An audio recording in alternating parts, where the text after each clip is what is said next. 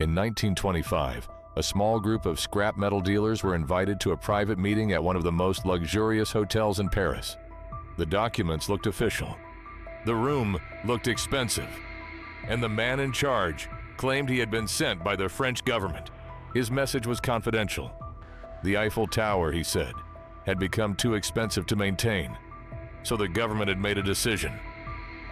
It would be torn down and sold for scrap. There was only one problem. He did not work for the French government. He did not own the Eiffel Tower, and the Eiffel Tower was not for sale.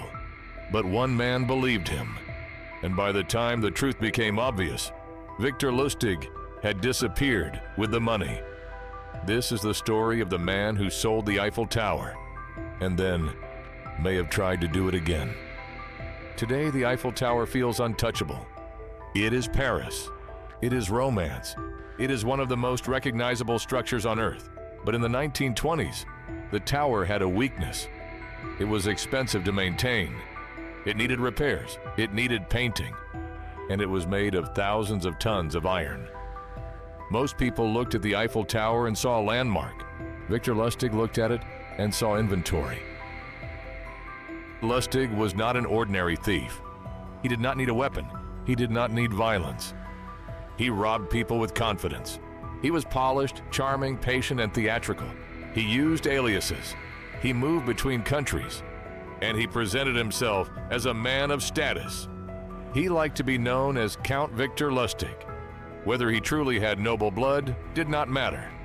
What mattered was that people believed he might. That was the foundation of his crimes. Not force, not speed, belief. Lustig understood something many criminals never do. People do not fall for scams only because they are stupid. They fall because the scam gives them something they already want: money, status, access, a secret advantage over everyone else. And in Paris, Lustig found the perfect ingredients: a famous landmark, a believable maintenance problem, a government that might want discretion, and businessmen who would do almost anything for the deal of a lifetime. He began by researching scrap metal dealers. These were not random targets. They understood demolition. They understood transport. They understood the value of metal. To them, the Eiffel Tower was not just a monument. It was a mountain of iron. Then Lustig created the bait. He prepared forged government stationery and sent invitations to a select group of dealers. The message was simple.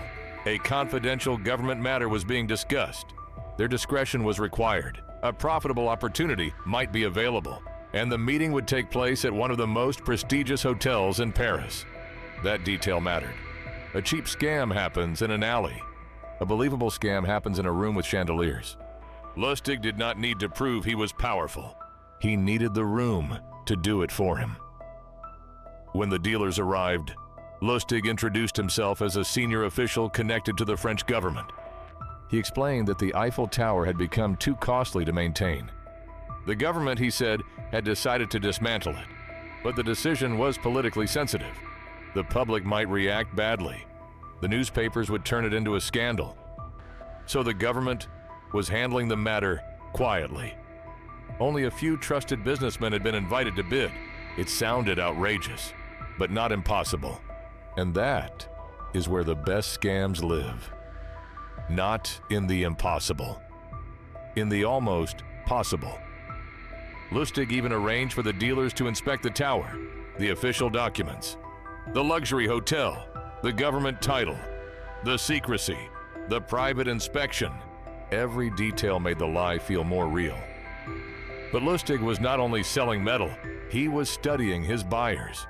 He watched who seemed cautious, who seemed greedy, who seemed insecure, who wanted the deal too badly, and one man stood out. André Poisson. Poisson was ambitious. He wanted to rise in Paris business circles. He wanted to be taken seriously.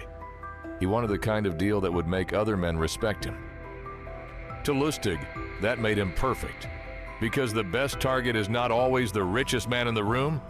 It is the man with the most to prove. Then Lustig added one final layer. He privately hinted to Poisson that, as a government official, He was underpaid. The meaning was clear. A bribe would help secure the contract. This was the trap inside the trap. If Poisson paid the bribe and later discovered the deal was fake, reporting the crime would also mean admitting his own corruption. Lustig had built a scam protected by shame. Poisson paid. He believed he was buying the scrap rights to the Eiffel Tower. He believed he had won a secret government contract. He believed he had beaten the other dealers to a once-in-a-lifetime opportunity. But he had bought nothing. No tower, no contract, no medal. Only a story. Soon after, Victor Lustig was gone. He left Paris with the money and waited to see what would happen next. He expected headlines, police reports, public embarrassment, a manhunt, but nothing happened. Poisson said nothing, because to admit he had been conned would mean admitting he had tried to buy the Eiffel Tower through a secret bribe. Lustig had not just stolen his money, he had stolen his voice. That was the real genius of the scam. The victim was trapped twice, first by greed, then by shame. And this is where the story becomes even stranger, because the legend says Victor Lustig sold the Eiffel Tower twice. Some versions tell it as a clean second victory, a perfect repeat of the same impossible crime. But the more careful version is slightly different. Lustig returned to the idea. He tried to run the same scam again. He contacted new targets. He prepared the same kind of story. But this time, suspicion moved faster than greed. Someone may have alerted the police. The room began to feel dangerous. The window was closing. So Lustig did what professional con men do when the atmosphere changes. He vanished. So did he truly sell the Eiffel Tower twice? Or did he sell it once, then almost repeat the crime before escaping? That uncertainty is not a weakness in the story. It is the reason the story still feels alive. Because either version tells us the same thing about Victor Lustig. One successful scam was not enough. He had fooled a man into buying the most recognizable structure in France, and his reaction was not fear. It was curiosity. Could it work again? The Eiffel Tower scam worked because Lustig understood four things: authority, secrecy, greed, and shame. Authority made people lower their guard. A forged letterhead, an official title, a luxury hotel. The costume of power was enough. Secrecy made the buyers feel chosen. The deal was confidential, exclusive, dangerous to discuss. And if you cannot ask outsiders for advice, the scammer controls the room. Greed made the impossible feel tempting. The buyers did not just see iron. They saw money. They saw status. They saw themselves as men clever enough to profit from a secret the public did not know. And shame kept the victim silent. That was the masterpiece. Poisson would have to admit that he had believed the impossible, and worse, that he had paid a bribe. So he said nothing. Victor Lustig's career did not end in Paris. He continued running schemes across Europe and America, using aliases and selling impossible promises to people who wanted to believe in them. Eventually, his crimes escalated into counterfeiting in the United States.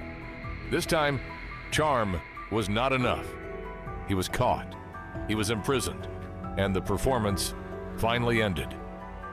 But the story survived, because the Eiffel Tower scam is not remembered only because it was bold. It is remembered because it feels impossible, and yet somehow it was believable enough. The world has changed since 1925. Scams no longer need luxury hotels or forged government stationery.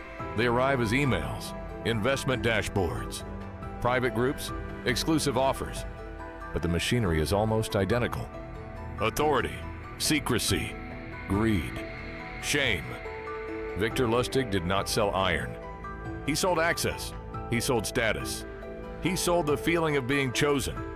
And that is still what the best scams sell today. The promise that you are seeing something others cannot see. The promise that you are early. The promise that you are special. The promise that this opportunity will disappear if you hesitate. That is why the Eiffel Tower scam still matters. Not because most people today would believe the Eiffel Tower is for sale, but because almost everyone has something they want badly enough to stop asking questions. The Eiffel Tower was never Lustig's. Not one beam, not one bolt, not one rivet, but he made a man believe he had bought it. And maybe, just maybe, he tried to do it twice. The scam changes. The weakness doesn't. This was the Grift Files.